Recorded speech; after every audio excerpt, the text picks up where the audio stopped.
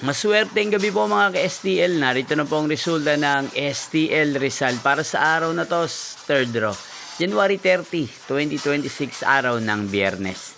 Naway ang mga natayaan nyo pong mga numero kanina ay manalo nawa ngayong gabing ito, 8:45 PM. Kaya't kunin nyo na po ang inyong mga ticket. Narito na po ang resulta.